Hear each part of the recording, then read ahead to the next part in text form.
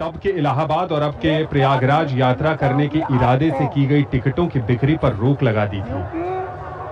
द्वितीय विश्व युद्ध में जापान के प्रवेश के कारण सरकार इलाहाबाद में भीड़ को कम रखना चाहती थी और उस समय विश्व युद्ध के दौरान तमाम तरह की अफवाहें भी थी और जिस कारण सरकार की मंशा थी कि यहां पर अनहोनी को रोका जाए।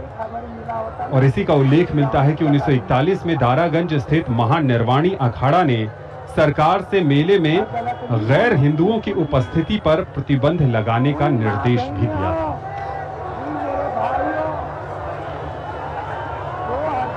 1954 के कुंभ की बात करें तो स्वाधीनता के बाद 1954 में देश में पहली बार प्रयागराज में कुंभ का आयोजन हुआ था, जिसको लेकर तत्कालीन केंद्र सरकार बहुत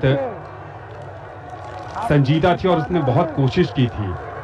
तत्कालीन राष्ट्रपति डॉक्टर राजेंद्र प्रसाद ने कुंभ के दौरान 1 महीने का कल्पवास भी किया था। हम लगातार कल्पवास की चर्चा करते रहे हैं और फिर प्रयाग में 2013 का वो कुंभ मेला भी आया जो 55 दिनों तक चला। 12 करोड़ से ज्यादा श्रद्धालुओं ने पवित्र संगम में डुबकी लगाई थी और उसके बाद हमने 2019 का वो ऐतिहासिक कुंभ भी देखा जहां पर विराटता और वैभवता अपने चरम पर नजर आई थी। लगातार अखाड़ों का क्रम जारी है और ये अखाड़े न सिर्फ कुंभ के आकर्षण हैं बल्कि भारतीय सनातन संस्कृति की अमूल्य धरोहर भी है। कुंभ भारतीय संस्कृति की वो अमूल्य निधि है। भारत और विश्व भर में फैले कोटि कोटि हिंदू और प्रवासी भारतीय युगों युगों से कुंभ के माध्यम से आध्यात्मिक रूप से एकताबद्ध होते रहे हैं। किसी उत्सव के आयोजन में जनसंपर्क अभियान और अतिथियों को आमंत्रण प्रेषित किया जाता है, जबकि कुंभ विश्व में ऐसा पर्व है जहां कोई आमंत्रण अपेक्षित नहीं होता। भाषा भेद, जाति भेद, वर्ण भेद, प्रांत भेद, आयु भेद तथा साधन भेद से ऊपर उठकर केवल आस्था के बल पर करोड़ों लोग सहस्राब्दियों से केवल पंचांग देखकर इस पवित्र पर्व को मनाने के लिए एकत्र होते हैं। इनमें ऊंच नीच, छुआछूत, दलित पूजित का कोई भेदभाव नहीं रह जाता।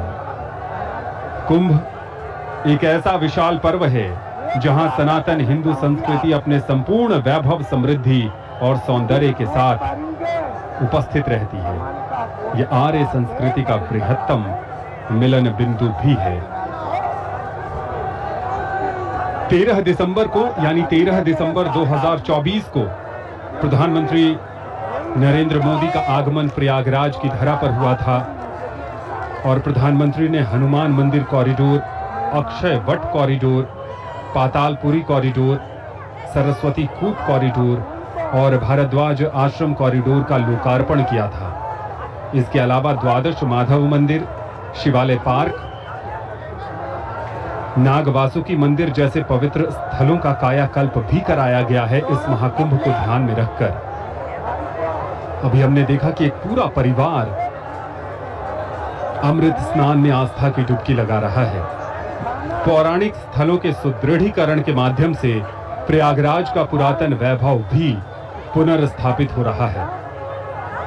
धार्मिक आस्था एवं पर्यटन के लिहाज से भी इनकी विशेष महत्ता है। महाकुंभ के पौराणिक महत्व को ध्यान में रखते हुए इस बार मेला क्षेत्र में अमृत कलश की स्थापना भी की गई है। लगभग 12,000 वर्ग फीट भूमि पर अमृत कलश से टपकती बूंद के दृश्य को प्रतिकृति के रूप में प्रदर्शित किया गया है। इस भव्य आयोजन को अविस्मरणीय बनाने के लिए नगर की सड़कों, चौराहों और दीवारों के साथ साथ मंदिरों और सेतुओं को भी सजाया संवारा गया है। डमरू भगवान शंकर को बहुत प्रिय है और ये इस्कॉन के संस्थापकाचार्य स्वामी प्रभुपाद जी की प्रतिकृति और यहाँ पर मुफ्त भोजन कराया जा रहा है बड़ी तादाद में लोगों को। उसमें इस्कॉन की भूमिका भी बेहद सराहनीय नजर आ रही है पूरे मेला क्षेत्र में। कुंभ नगरी के 5 पौराणिक मंदिर, मां अलोप शंकरी देवी मंदिर, श्री शंकर विमान मंडपम मंदिर, सिविल लाइंस का श्री हनुमत निकेतन मंदिर, श्रृंगवेरपुर धाम का श्रृंगी ऋषि मंदिर और नाग वासुकी मंदिर को एक खास तरह की लाइटिंग से रोशन भी किया गया है। पर्यटक और श्रद्धालु रात्रि के समय इन मंदिरों को कलात्मक, सुसज्जित और भव्य रूप में देख रहे हैं। इसके अलावा यमुना किनारे स्थित किले और शास्त्री पुल पर भी लाइटिंग की गई है। पर्यटन को बढ़ावा देने के नजरिए से टेंट सिटी, त्रिवेणी पुष्प, फ्लोटिंग रेस्टोरेंट, वाटर स्पोर्ट्स और स्पोर्ट्स कॉम्प्लेक्स भी बनाए जा रहे हैं। महाकुंभ की परंपरा हमारी महान आध्यात्मिक और सांस्कृतिक विरासत से पुष्पित और पल्लवित हुई है। कुंभ मेला सेल्फ डिस्कवरी का एक बड़ा माध्यम है। यहाँ पधारने वाले प्रत्येक व्यक्ति को अलग अलग अनुभूति होती है। यहाँ किसी को अनेकता में एकता के दर्शन होते हैं, तो किसी को जन्म मरण के बंधन से मुक्ति का मार्ग मिल जाता है। कोई संस्कृतियों के समुच्चय को देखकर लहालोट हो जाता है, तो कोई सत्य से साक्षात्कार कर उसे प्राणों में प्रतिष्ठित करने लगता है।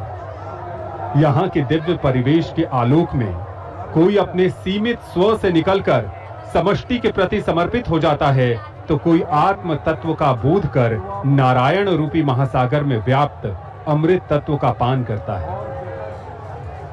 विश्व में चल रहे व्यक्तिवाद, उपभोक्तावाद, भौतिकवाद के तेज अंधड़ के मध्य यहाँ सनातन दर्शन किरति भनति भूति भली सोई, सुर सरि सम सब कहे हित होई का लोक मंगलकारी संदेश सहयोग, सहजीवन और सह अस्तित्व की कालजयी भावना को मजबूती प्रदान करता है। महाकुंभ द्योतक है कि प्राचीनता मात्र संग्रहित ही न हो, साथ ही साथ उसका पुनर्संधान भी हो। प्राचीन काल का केवल गुणगान न हो, बल्कि उसकी रचना प्रक्रिया और विचारों को आधुनिक स्वरूप में ढालने की तकनीक पर भी ध्यान हो। दर्शन और विचारों का लोक मंगल के साथ लोक रंजक स्वरूप भी हो। आध्यात्मिक यात्रा के अनिर्वचनीय अनुभव के लिए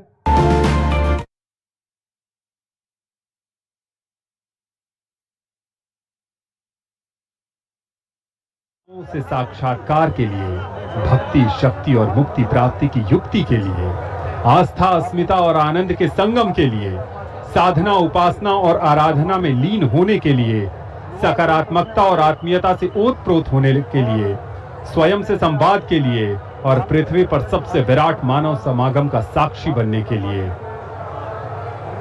कुंभ में आप सबको आना चाहिए। जब हमें इस बात का भान है, ज्ञान है कि ये कुंभ सिर्फ हमारे जीवन में एक ही बार आएगा, चूंकि ये 144 वर्षों पर आया है, तो हम सबको यहाँ जरूर आना चाहिए।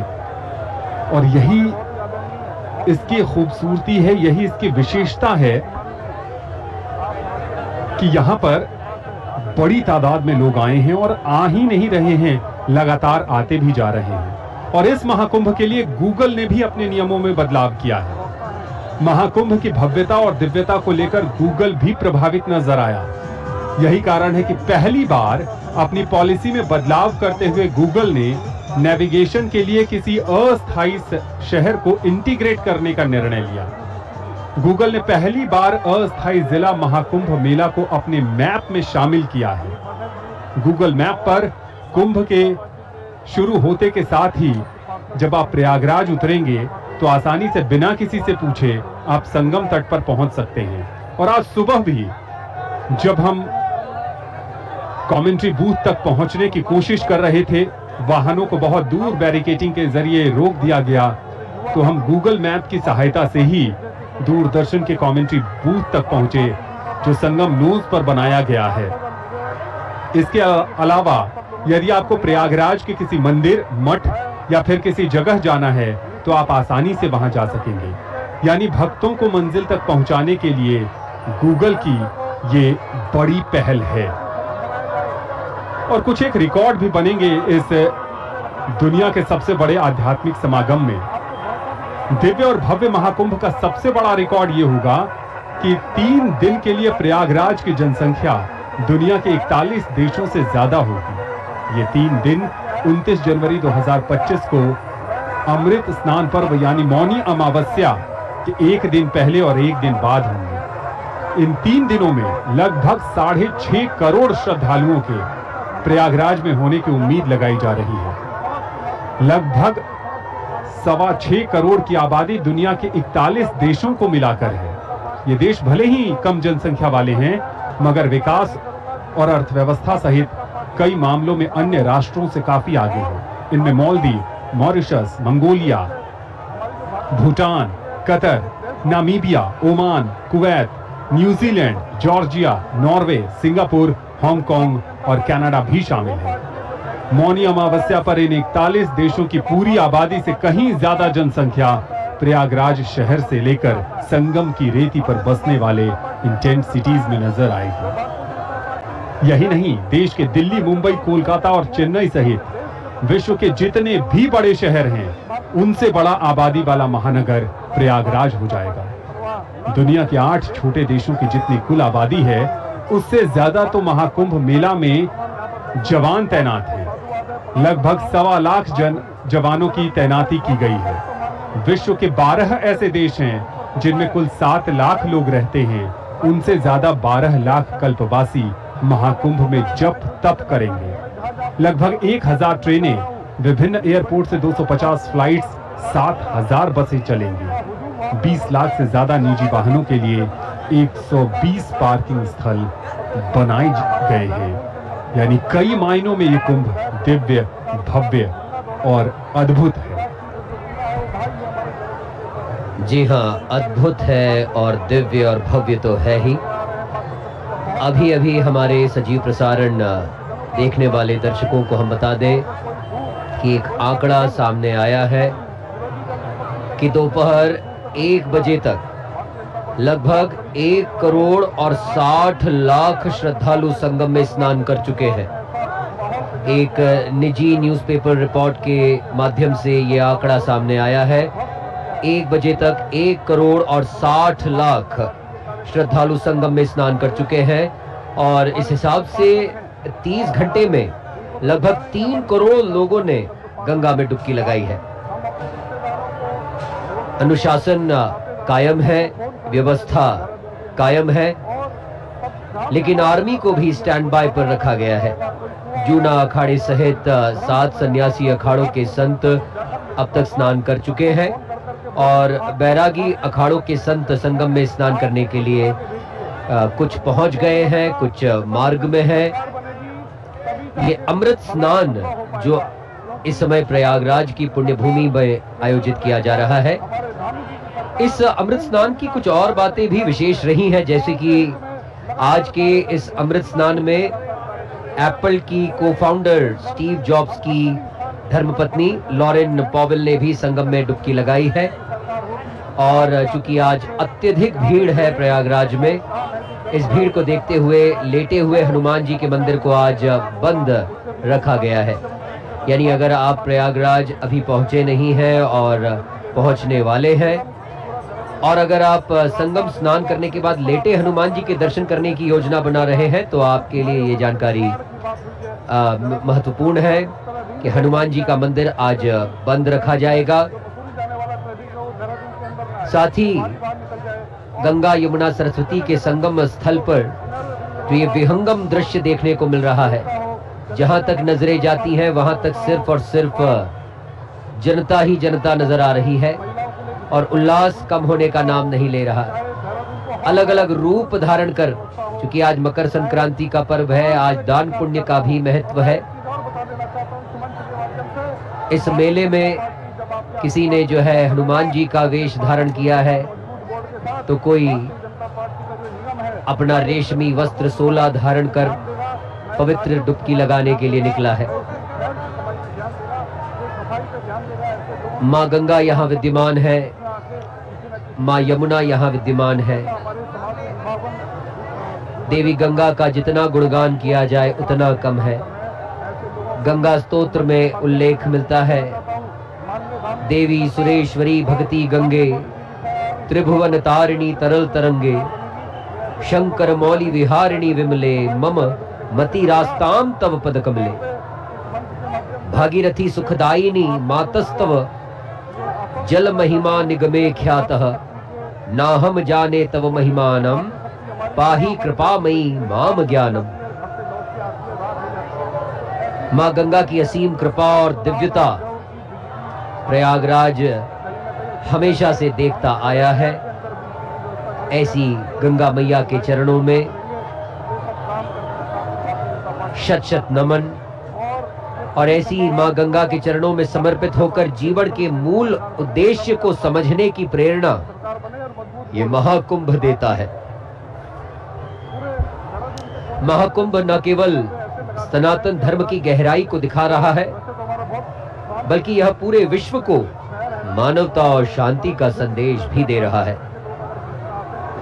और ये दृश्य नारायण खालसा संप्रदाय के संतों का आगमन संगम तट की ओर हो चुका है। महाकुंभ में हर वर्ग, जाति और पृष्ठभूमि के लोग एक साथ आ रहे हैं। यह आयोजन हमें वसुधैव कुटुंबकम और सर्वे भवन्तु सुखिनः जैसे विचारों को अपनाने की प्रेरणा दे रहा है। महाकुंभ मानवता के लिए एक सांस्कृतिक और आध्यात्मिक धरोहर है। ये हमें हमारी परंपराओं से जोड़ते हुए भविष्य की दिशा में आगे बढ़ने की प्रेरणा भी दे रहा है। इस महापर्व का हर पल, हर क्षण हमें अपने भीतर झांकने और शांति का अनुभव करने का अवसर दे रहा है।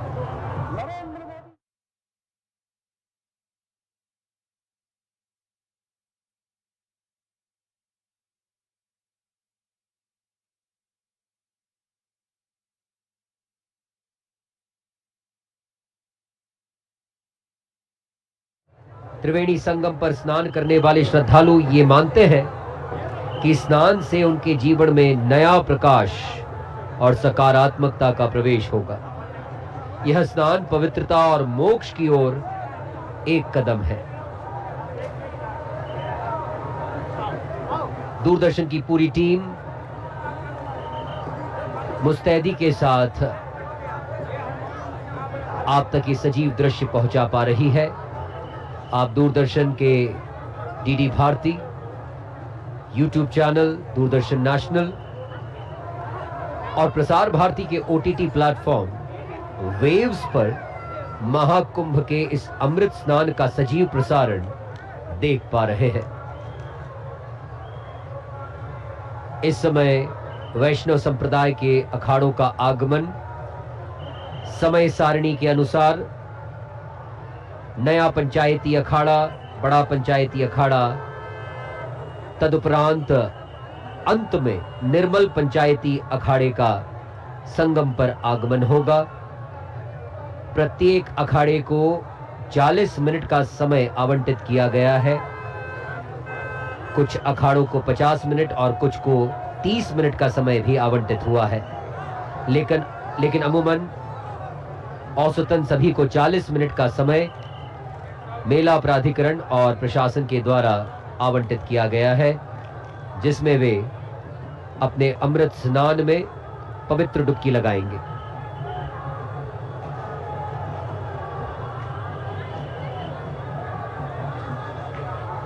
चूंकि आज मकर संक्रांति है और आज से माघ माह की शुरुआत भी हो चुकी है, माघ स्नान की अनेकानेक पौराणिक मान्यताएं हैं, कथाएं हैं। मान्यता है कि इस माह में व्रत, दान और तपस्या से भगवान श्री हरि प्रसन्न होते हैं और स्वर्ग लाभ प्राप्त होता है, सभी पापों से मुक्ति मिलती है और भगवान वासुदेव की प्रीति प्राप्त करने के लिए प्रत्येक मनुष्य को माघ स्नान अवश्य करना चाहिए।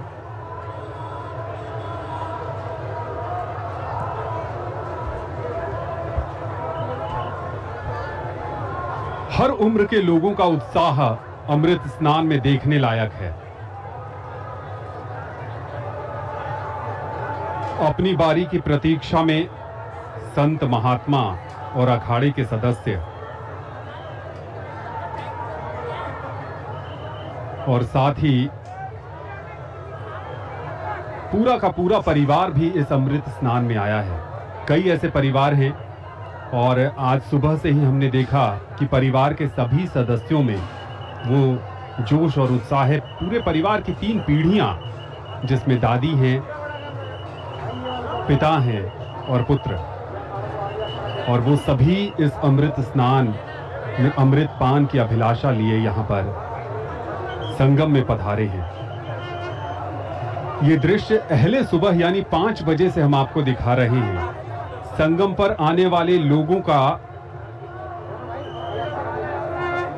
जो हुजूम है वो कम नहीं हो रहा है। ऐसा लग रहा है कि जैसे जैसे दिन चढ़ता जा रहा है, सूर्य देवता भले न निकले हों, लेकिन जैसे जैसे समय आगे बढ़ता जा रहा है वैसे वैसे बड़ी तादाद में लोग भी उमड़ने लगे हैं, डुबकी लगाने के लिए आतुर हैं, उत्सुक हैं, और उनकी उत्सुकता समझी जा सकती है।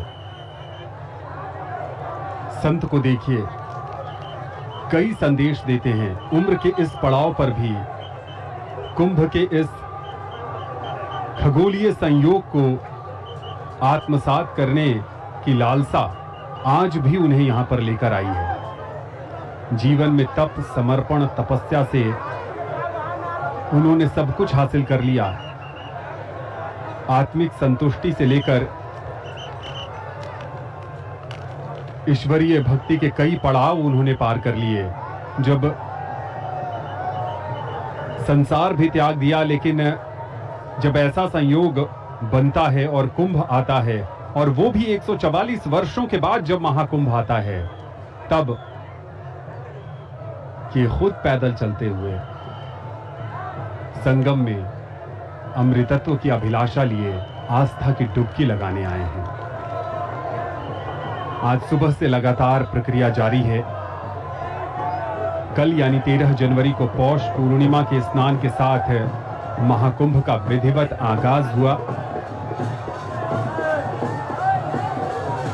प्रशासन की एक तरफ चाक चौबंद व्यवस्था है, दूसरी तरफ स्व अनुशासन का बेजोड़ उदाहरण भी देखने को मिल रहा है। इतनी बड़ी तादाद में लोगों को नियंत्रित कर पाना आसान नहीं है, लेकिन स्व अनुशासन और इस समय शस्त्र क्रिया करते अखाड़े के सदस्य नजर आ रहे हैं। धर्म ध्वजाएं जा रही हैं।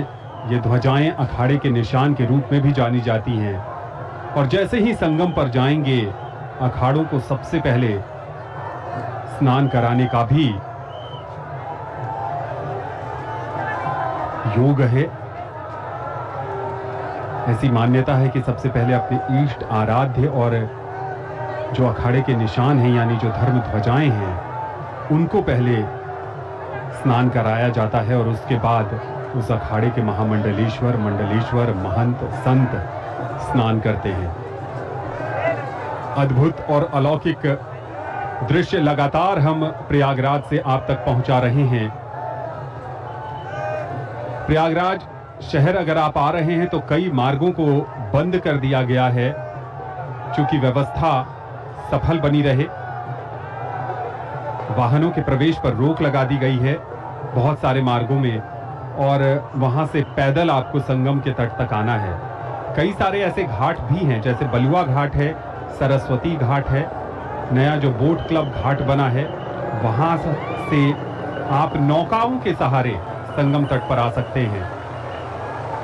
और आप संगम पर आए श्रद्धालुओं के तादाद का इस बात से ही अंदाजा लगा सकते हैं कि कल यानी पौष पूर्णिमा के अवसर पर कई सारे घाटों से इतनी बड़ी संख्या में नौकाएं लोगों को लेकर संगम तट पहुंची कि वहां पर ट्रैफिक जाम की स्थिति बन गई थी और लगातार पुष्प वर्षा की जा रही है हेलीकॉप्टर के माध्यम से। ये अपने अंदाज में स्वागत अभिनंदन करने का अनूठा तरीका है। कल संगम पर नौकाओं का ट्रैफिक जैम लग गया था। 4 घंटे तक अलग अलग घाटों से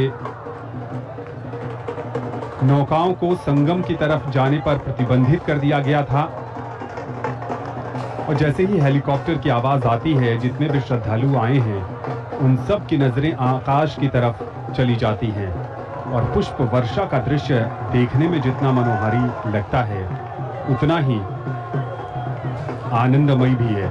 ये देखिए, एक और एंगल से पुष्प वर्षा की जा रही है। अगर आप कुंभ को विशेष तरीके से देखना चाहते हैं, यादगार बनाना चाहते हैं, तो मेला प्रशासन की तरफ से इन हेलीकॉप्टर के माध्यम से भी आप टॉप एंगल से संगम और इस पूरे मेला क्षेत्र को देख सकते हैं। अपने आप में एक विशेष व्यवस्था और एक निश्चित अंतराल के बाद इच्छुक यात्रियों को, इच्छुक कुंभ दर्शनार्थियों को एक तय शुल्क पर ये उत्तर प्रदेश सरकार की तरफ से ये प्रयास किया गया है कि आधुनिक होते समाज में, आधुनिक होती दुनिया में नया रोमांच महसूस कराया जाए। एक नए ढंग से कुंभ को दिखाने की कोशिश की गई है। दोपहर का समय है और नजारा वही है जो सुबह के समय था। लगातार लोग बढ़ते ही चले जा रहे हैं और जब मेला प्रशासन के कुछ अधिकारियों से बात हो रही थी तो उन्होंने कहा कि शाम तक यही स्थिति बनी रहेगी। अलग अलग द्वार हैं, जैसे हमने देखा कि नंदी द्वार, कच्छप द्वार, डमरू द्वार, और जिस भी द्वार पर नजर जाए वहां पर आपको सिर्फ श्रद्धालु नजर आएंगे, वहां सिर्फ कुंभ प्रेमी नजर आएंगे, वहां सिर्फ कुंभ को और नजदीक से जानने, कुंभ के नए आयामों को समझने के लिए लोग नजर आएंगे। और बड़ी तादाद में युवा इस महाकुंभ में आए हैं जो ये बताते हैं कि उनकी आस्था संगम में डुबकी लगाने को लेकर कितनी प्रबल है।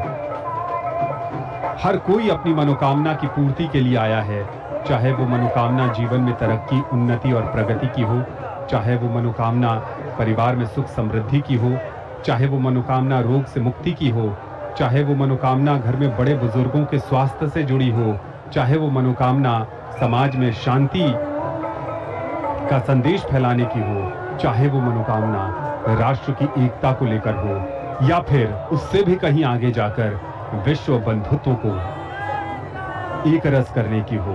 लेकिन आया हर कोई है एक संदेश के साथ, एक मनोकामना लिए। और जो नागा सन्यासी भी आए हैं उनका भी एक संदेश है, उनकी भी एक मनोकामना है, समाज में शांति कायम रहे, विश्व में बंधुत्व की भावना फैले और हमारा भारतवर्ष हमेशा सनातन संस्कृति की ध्वज पताका इसी वैभव और विराट स्वरूप के साथ लहराता रहे। निश्चित लहराती रहेगी सनातन की ध्वज पताका, क्योंकि शासन प्रतिबद्ध है, प्रशासन भी दृढ़ संकल्प के साथ कार्य कर रहा है और जनता जनार्दन भी चूंकि अनुशासन का पालन कर रही है, तो ऐसा महाकुंभ निश्चित तौर पर बेहद सफलतापूर्वक आयोजित हो रहा है और संपन्न भी होगा। प्रयागराज महाकुंभ की अगर सुरक्षा की बात की जाए तो बहुत सशक्त योजना बनाई गई है। इंटीग्रेटेड कंट्रोल कमांड सेंटर स्थापित किया गया है, क्योंकि यह सनातन हिंदू धर्म का आध्यात्मिक, धार्मिक एवं सांस्कृतिक महापर्व है। इस महाकुंभ के सफल संचालन एवं तीर्थयात्रियों की सुविधा के लिए दिव्य एवं भव्य 2019 में जो कुंभ स्थापित किए गए integrated control and command centre को अपग्रेड किया गया है। इस इंटीग्रेटेड कंट्रोल कमांड सेंटर से भीड़ प्रबंधन में काफी सहायता मिल रही है।